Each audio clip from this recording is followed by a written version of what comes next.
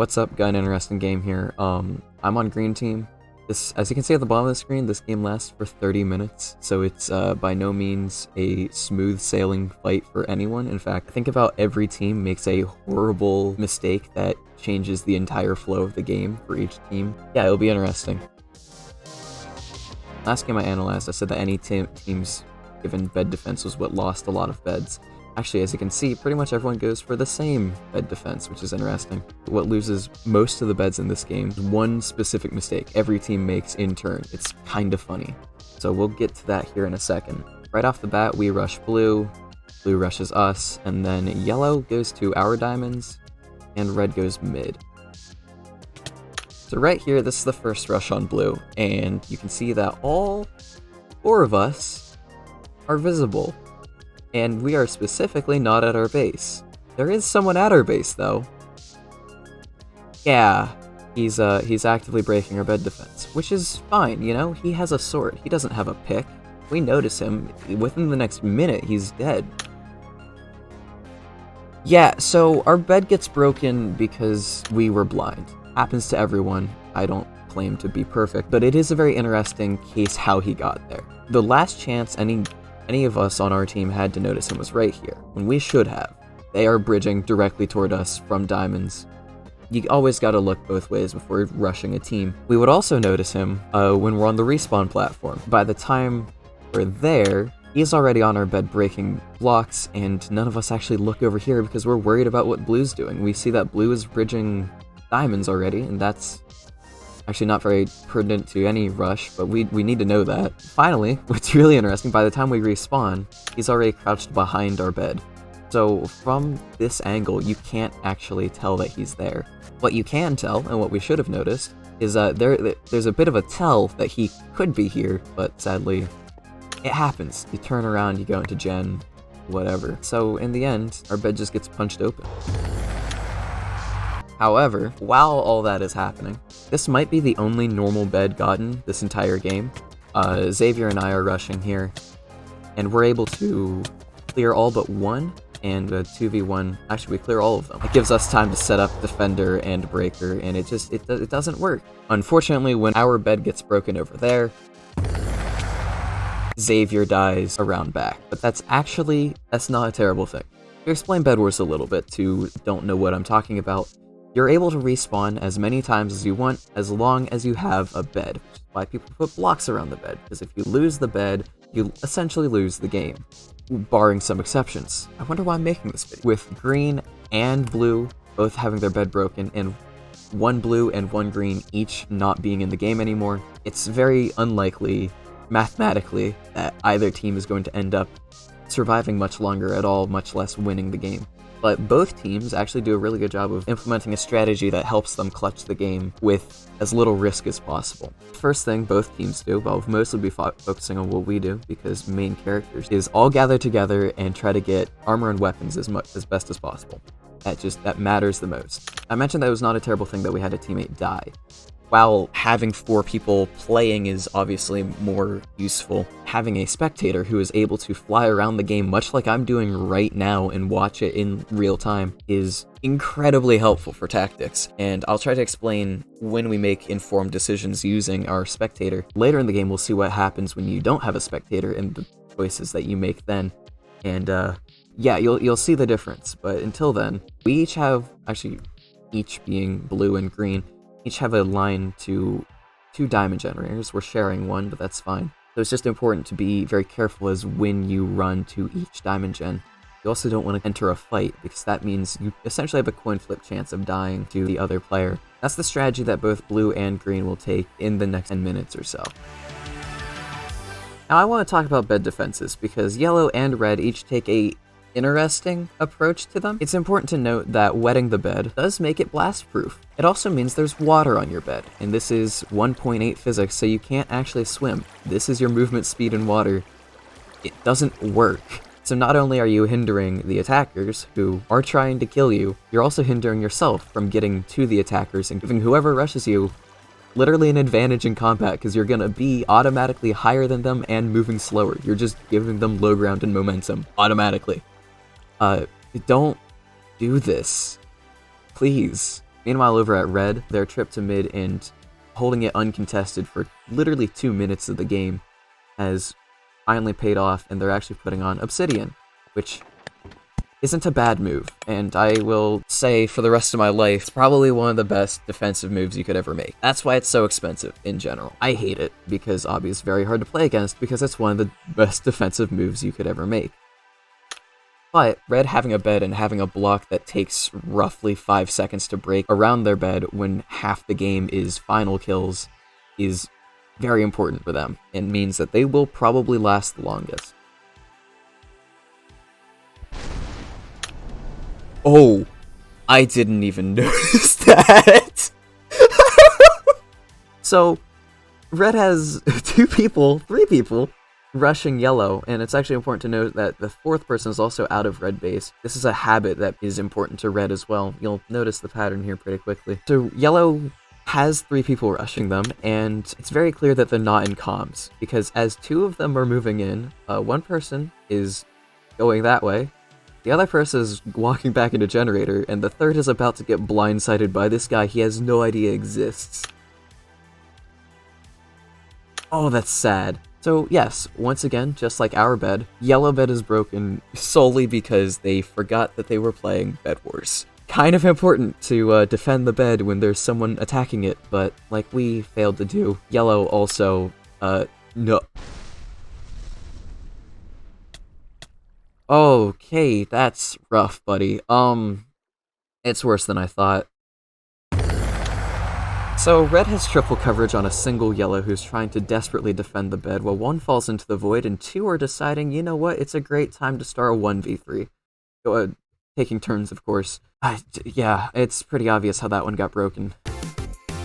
Now's where everything kinda comes to a peak. This is possibly the most important moment in the game for red. They have all 3 teams left, but not a single one has a bed. They just need to get 7 more kills. That's it. Both blues are here, every green is here, every yellow is here.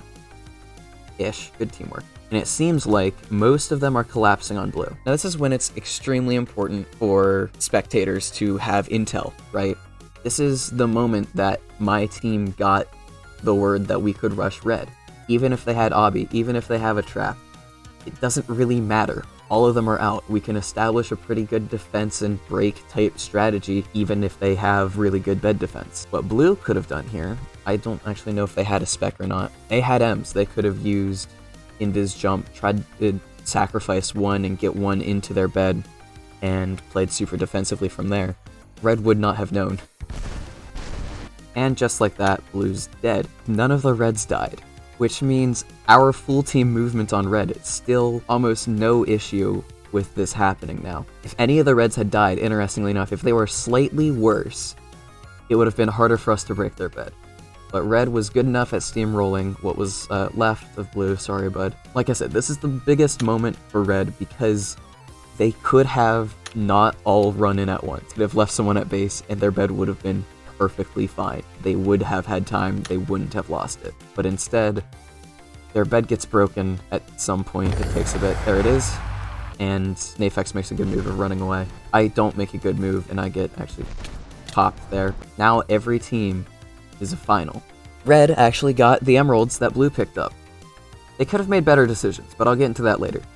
Green then runs to mid, and now this is a traditional clutch type system. You have one or a few teams on the outer edge, and then a team holding center and getting emeralds. What will happen is this team will find, or at least try to find, a safe route out of mid, and another team will take its place. That will flip-flop back and forth until one team decides they have enough gear to attack the other team. You may notice, it's only been 8 minutes.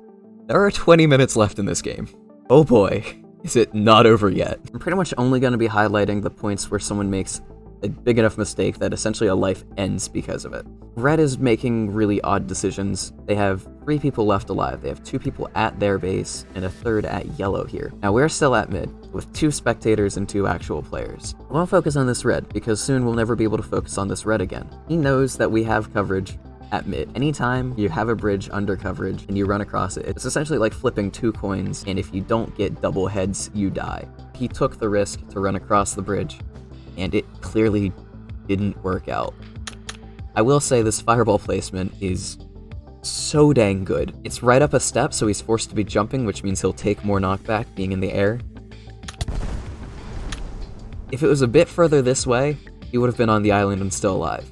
If it was a bit further this way, he wouldn't have had a chance, but instead he didn't have a chance. He was too far away. Okay, he just didn't have a chance. Sorry, bud. There really wasn't anything he could have done. He essentially was dead right here when he decided to run across the bridge. Now this is kind of cool. This is a little bit later, and there is now, once again, a red at diamonds and a red at red. And green has bows, which I will say till the end of time is the best tool for clutching ever. I will not elaborate. This red does need to get back. He tries to cross that bridge, fireball, done.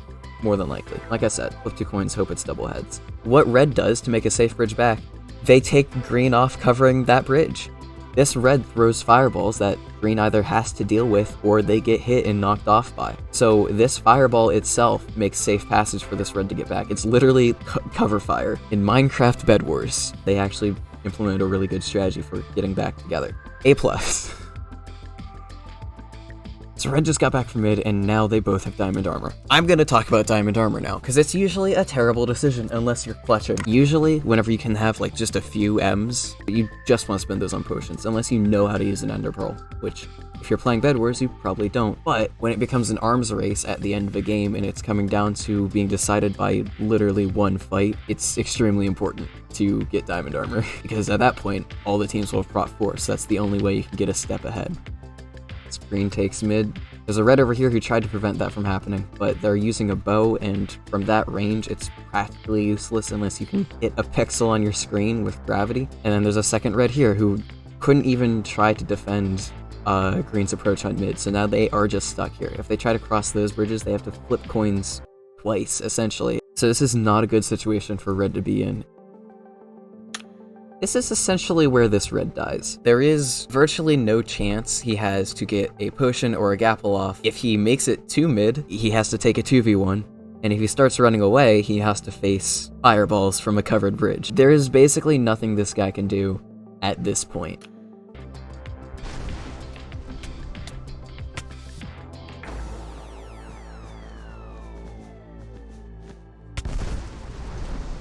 And there he goes. Another credit to Casey. This fireball placement is insane. This is a perfect backboard. But now, because of Red's mistake separating themselves and allowing mid to get taken, Red is down to one person, and so is Yellow. He's still camping.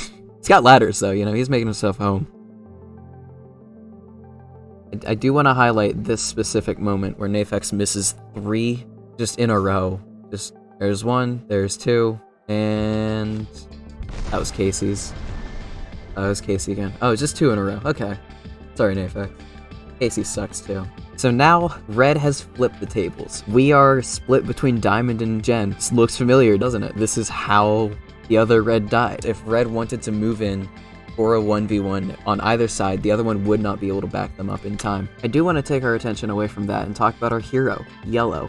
If you forgot that he was in the game, he did too, and he wanted to fix that.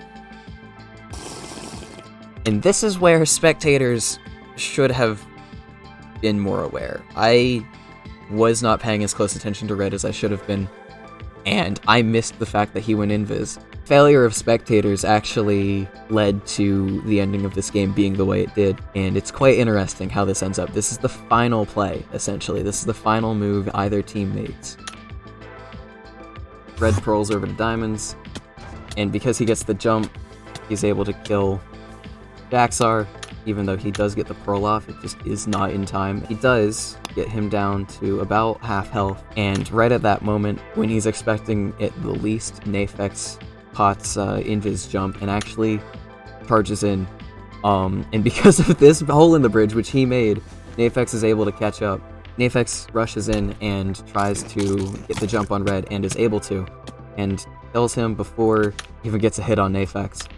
And as he falls, he has 1 less desperation attempt. Actually, he has 2, but the second one at that height isn't gonna work at all. You just missed. You just missed, dude.